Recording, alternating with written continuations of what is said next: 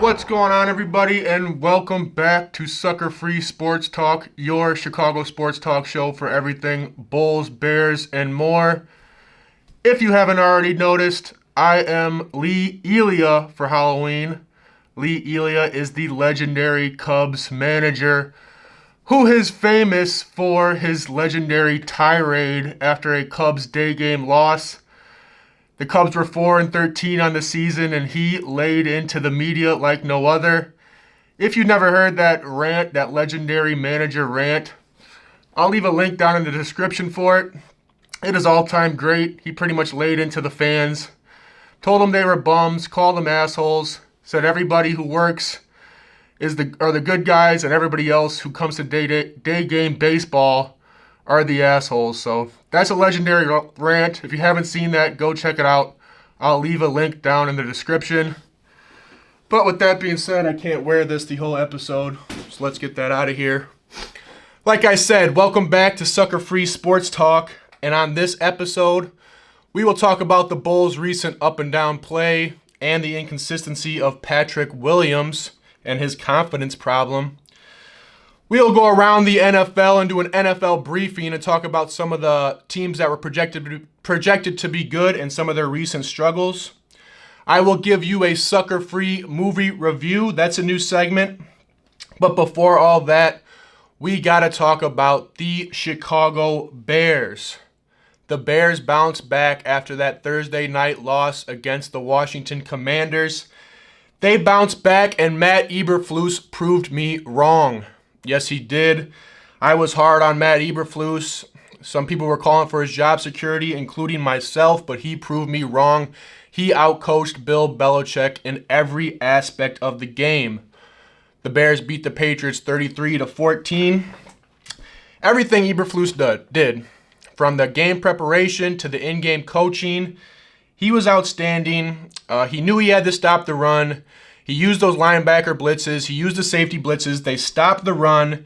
He was more hands-on with Luke Getsy. That was really impressive to me. That was one thing I really wanted to see. That was one thing I talked about last week, was he had to be more hands-on with the play calling. And I saw it on the sideline. The camera went over to Eberflus and Getsy, and I saw Eberflus checking with Getsy on the goal line to make sure they were running the ball, and they actually put a fullback in on the goal line. Extra offensive lineman and a fullback. That was super good to see, man. I've been calling for it all year. Eberflus made those adjustments. And he also made the personnel adjustments. Like I said, Velus Jones, he shouldn't have been out there in that Thursday night loss to Washington, but Eberflus did make the change. He put Dante Pettis out there. Pettis did drop one punt too, but he did have a good return, and he wasn't erratic like Velus Jones. So personnel adjustments, preparation up to that week, in-game adjustments. Eberflus was an outstanding coach, in-game coach that game on Monday night against the Patriots. Offense looked better, man. I mean, everybody could see it. They ran the ball. Everybody was calling for it. They ran the ball. This 1-2 punch that the Bears have in Khalil Herbert and David Montgomery is outstanding. A lot of people don't know this, but Khalil Herbert is second in the NFL in rushes per attempt. That's outstanding. David had some outstanding runs. Really good 1-2 punch the Bears got there. And also, I think it was one of Justin Fields' best games as a pro. I mean, you can look back to last year against the Steelers, this year against the Vikings were some of his better games. But all around, really good game from Justin Fields. The team decided we're going to steal some plays from the Ravens, even if Luke Getsy doesn't want to admit it, and they started with these QB runs. Read options, QB draws. Justin was on the move, making plays as usual, but also making some plays from the pocket and making some plays with his arm. He had the long ball downfield to Cole Kmet. He had a couple balls on the sideline to Darnell Mooney. He did miss some throws, but all in all, I can see the improvement. He's starting to get rid of the ball faster. Just an all-around better game from Justin Fields. One of his better games as a pro. And I'll say it, man. Justin Fields is one of the top 50 or 40 NFL players in the league. He is one of the top football players in this country, on the world. Justin Fields, when he can put it all together, the one thing that is missing from his game is the pocket passing, but when he has that, he's one of the best players in the world. Sometimes it just lacks as a pocket passer, like I said, but all in all, really good game from Justin Fields.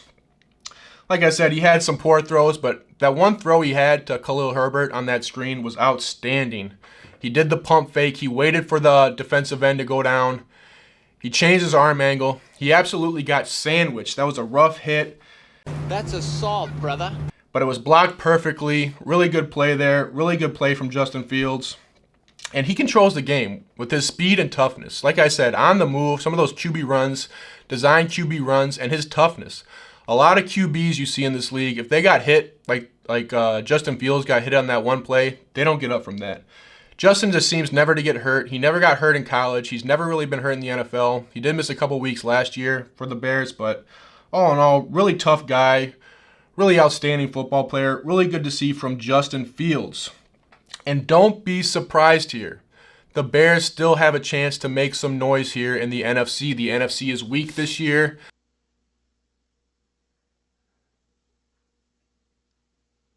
So you're telling me there's a chance?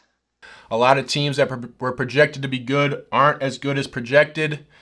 Don't be surprised if the Bears make some noise here. We're going into the week against Dallas Cowboys. The Dallas Cowboys. We're going to Dallas. Bears have failed to get back-to-back wins this year so far. They haven't won back-to-back games. The biggest thing here is, can Justin Fields carry over this game into next week against Dallas? We'll see.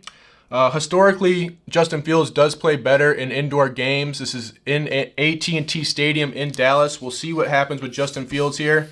I like the Bears' chances in this game, but the one thing they have to watch out for is Micah Parsons and D-Law, DeMarcus Lawrence. Cowboys have one of the best pass rushers duos in the game. You got to watch out for these guys, especially Micah Parsons. This guy is a beast. I wouldn't be surprised if he wins Defensive Player of the Year. His speed off the edge, Bears are going to have to watch out for that. Bears have the most sacks, allowed the most sacks in the league. They're going to have to watch out for that. Last week against the Lions, the Cowboys had 5 sacks and 5 turnovers.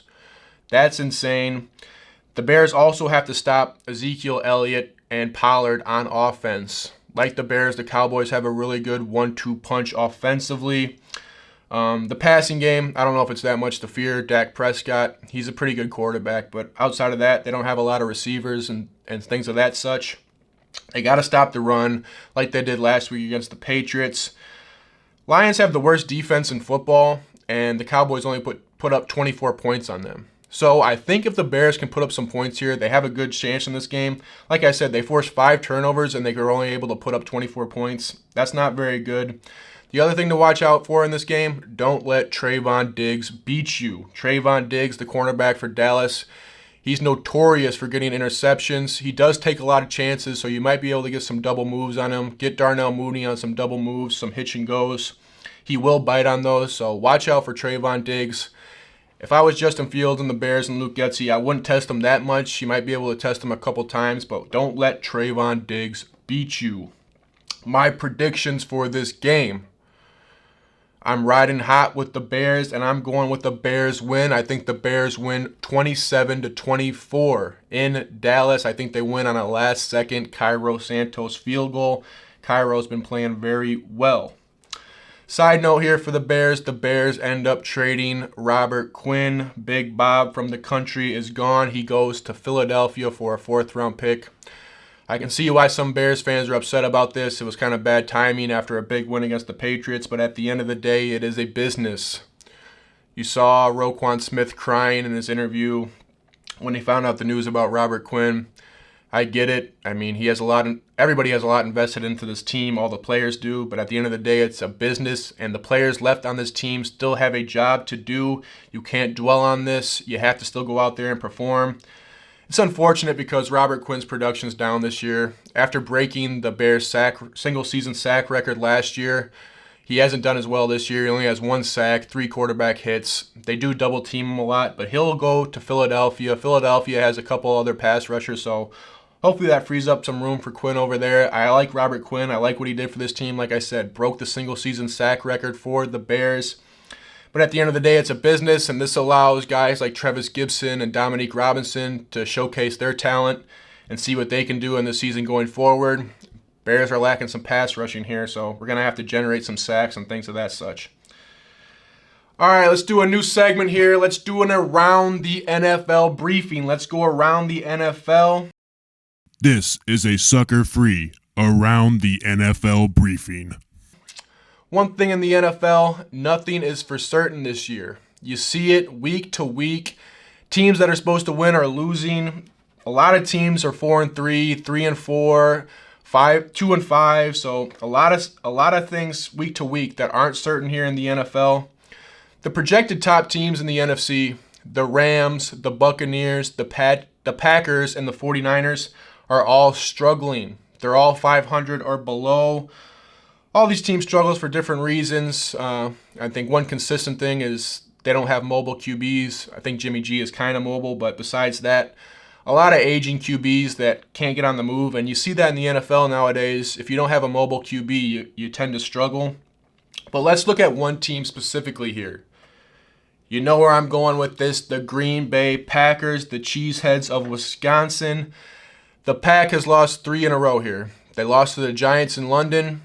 Then they come back home to lose to the Jets and the Washington Commanders. I did not think the Packers were going to lose that game. I do not think Washington is a very good team. I thought the Bears should have beat the brakes off of them. But one thing you look at with the Packers, they struggle against teams with good defensive lines. If you can stop the Packers' run game, then you can stop their offense entirely. Those 3 teams, Giants, Jets, and Washington, they all have really good defensive lines. And Packers can't get anything going outside of that. If they can't get the run going, if they can't get the play action going, Rodgers tends to struggle, especially with this wide receiver group. You see it this season time and time again. Rodgers is losing his patience. He's looking to the sideline, cussing out players, getting in their faces. I don't know if he's the right guy for this team. I mean, Rodgers, he's one of the all-time greats. He's beat the shit out of the Bears year in and year out.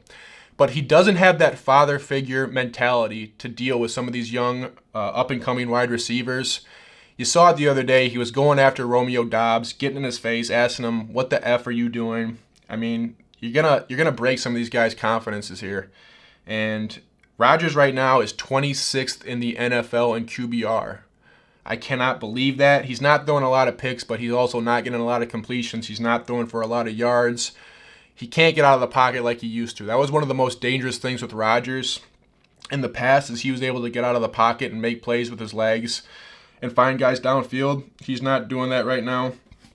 And another thing to think about, nobody's talking about this. They gave Aaron Rodgers $50 million in the offseason. $50 million per year. That's 1/4 of the team's salary cap. The salary cap in the NFL is about $208 million, and you're giving one player $50 million.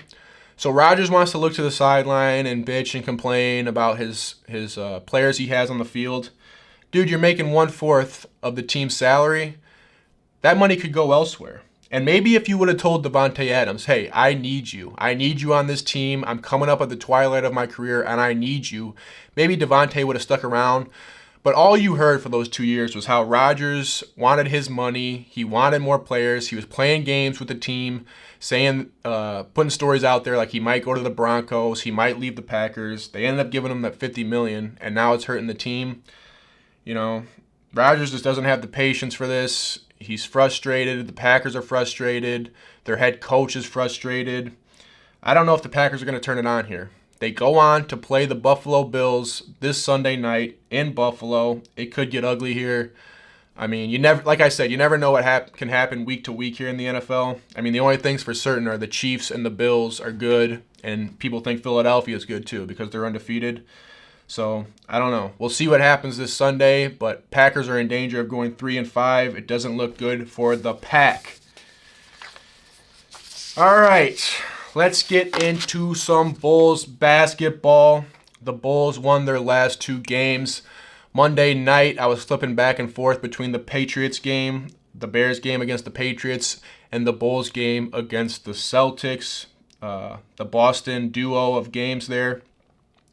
Bulls beat the Celtics. That was a surprise. They were down early in that game. And then they beat the Pacers Wednesday night. They were up big in the first half, kind of let the lead slip there. One thing to note here is Patrick Williams continues to struggle. He continues to lose confidence. Both games, back-to-back games, he only played 15 minutes in each of those games, 30 minutes combined. Seems like Billy's losing a little bit of trust here in Pat. I mean, he did play better last night. I thought he was more aggressive last night, and if I was Billy Donovan, I would tell Pat, I'm never going to take you out for being aggressive. And regardless, I think Billy's losing a little bit of confidence there in him. One thing with Pat, though, he does look lost sometimes on defense.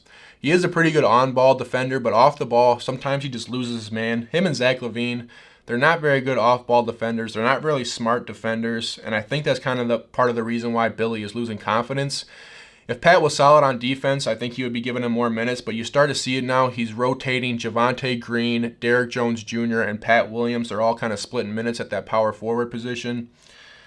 Like I said, he had a better game against the Pacers. He had 10 points, but did not record a rebound in 15 minutes. That's unacceptable for a guy of his size. One thing you can always do as a basketball player, if you're not getting the ball, if you're not happy with your production, is go get an offensive rebound. Pat Williams didn't do that. He had 0 rebounds. Like I said, getting lost on defense, turning it over here and there. I don't know. I think you have to ride Pat Williams. Yeah, he struggled this year, but he has some of the most potential in the NBA. He's only 21. You have to build some confidence here. If the Bulls want to do anything this season, they need their big wing to be good. They need him to be confident. Yeah, I get where Billy's coming from. I like Javonte Green. One thing you might be able to look at, he's kept Pat in the starting lineup. Maybe bring Pat off the bench and start Javonte Green. That's what I thought he would do, but he's left Pat in the starting lineup. Let's see if he makes a change here going forward. Another thing, Zach made his season debut against the Cavaliers. Bulls lost that game pretty big. Cavs wouldn't miss in that game, but Zach has looked pretty good since coming back. He's been a surprise to me. I thought he would be a little bit rusty. He's hitting his shot, man. He's averaging 21 points since coming back. He had 28 the other night against the Pacers. He's hitting his open shot. He's getting to the basket. Yeah, some of the same things he used to do with losing the ball while going to the basket are still happening. That Cavs game, he was absolutely terrible defending. He was getting lost. He didn't know where he was at. He was just leaving guys, switching when he didn't have to. But other than that, I think Zach's looked pretty good. Good to see from Zach LaVine being that second scorer to complement DeMar DeRozan. Derrick Jones Jr. has found himself in the rotation. I think Billy put him in because of some of Pat Williams' struggles. Derrick looked good against Boston the other night. I think he had like 10 points off the bench. He rebounds good. He plays hard. He's a freak athlete, so really good to see there. We'll see if he stays in the rotation or if Billy decides to move Pat out of the rotation entirely and just play Derrick Jones Jr. and Javonte Green. Another storyline to look at here is Goran Dragic and Andre Drummond. They are a dynamic duo off the bench. The chemistry they're playing with, especially Goran Dragic. His passing ability, the intelligence he plays with has been a welcome sight. I didn't expect this. The two guys we signed in the offseason to be such big parts of this team off the bench. You saw it the other night against the Pacers. The Bulls were kind of losing that lead.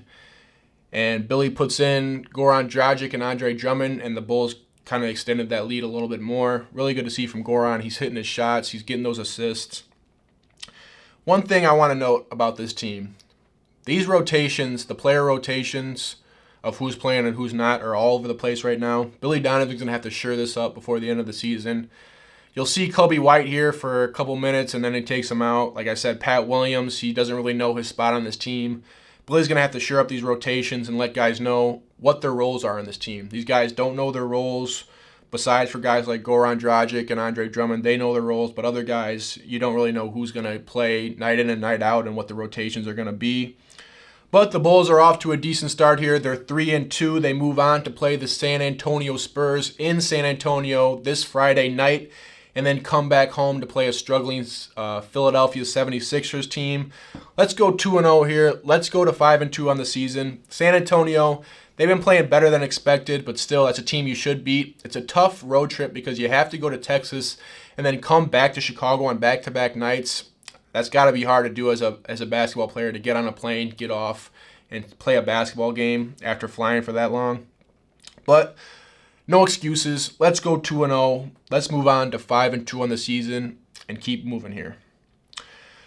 All right, let's do some who's hot and who's not around the NBA.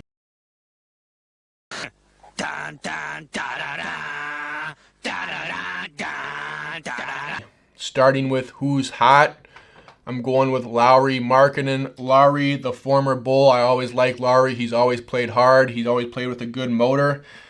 Utah was not expected to be very good this year. They kind of seemed like one of the teams that was going to tank after trading Rudy Gobert and Donovan Mitchell. Believe it or not, the Utah Jazz are pretty good right now. They're 4-1, and Lauri Markkanen has been their best player. He's averaging 22 points, 9 rebounds, and 3 assists on the year. Lauri is dominating. He's the best player on that team. Kind of surprising there, but like I said, with Pat Williams, some of these guys you just have to wait and see and keep the pressure on them. And you never know, they might turn out to be a star. Lauri's looking like a star right now. I wouldn't be surprised if Utah ends up looking to trade him later in the year if they're not playing well. They seem like one of those teams that are all in on the Wembanyama sweepstakes. But Lauri Markkanen is my who's hot player right now. And let's go to who's not. A lot of candidates here, but I'm going to go with Ben Simmons. Ben is averaging 5 points, 6 rebounds, and 7.5 assists.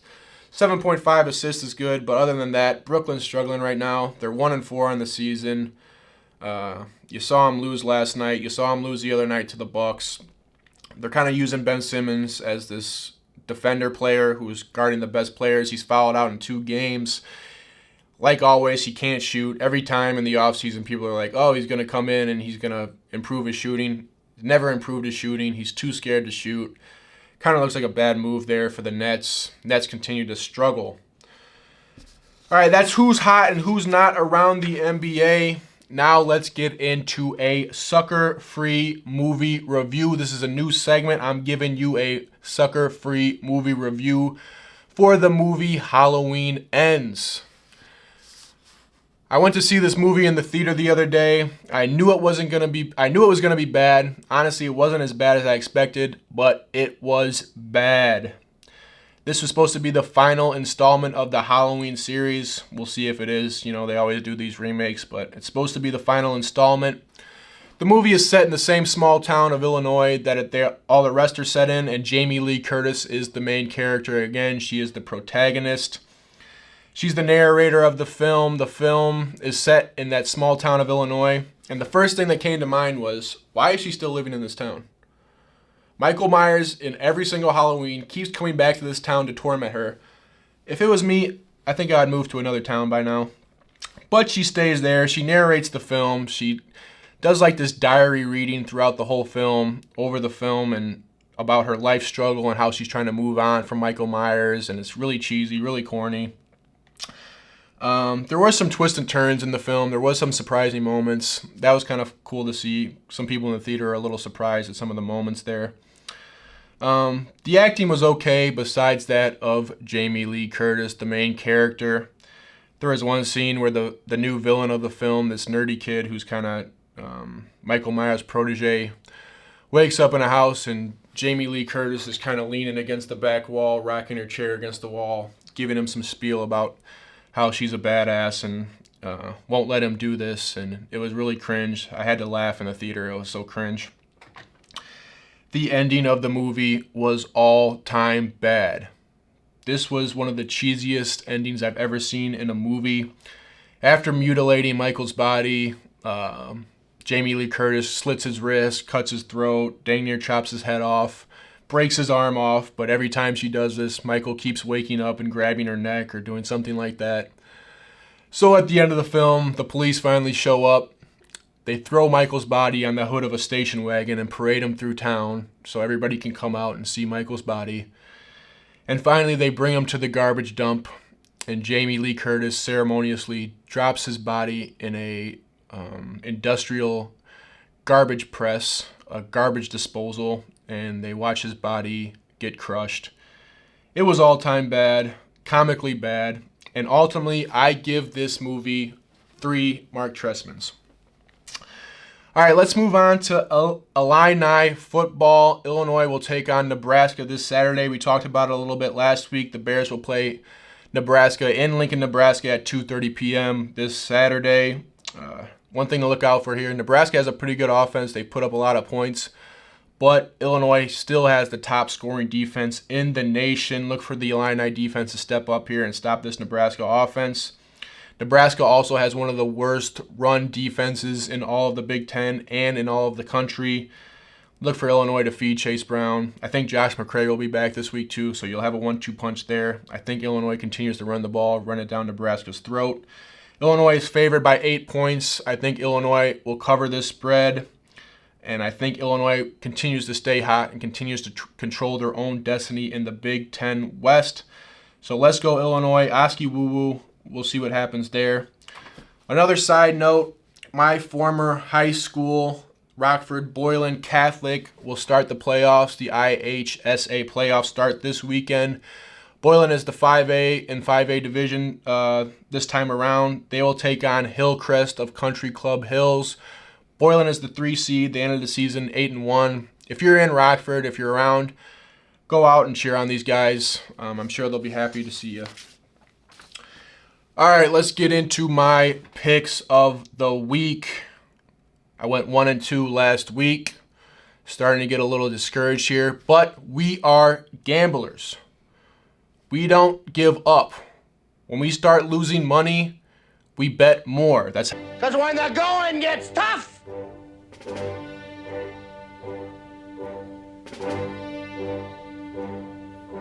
the tough get going. how we do it. That's how we get ahead. So I went 1-2 last week. I will not be discouraged, and the fight must go on. My first game this week is the Buccaneers at home, getting a 1.5 against the Ravens. I think Tom finally turns it around here. Like I said earlier in the show, the Buccaneers are struggling. They're struggling to put up points. They lost to the Panthers last week, but I think they get going here.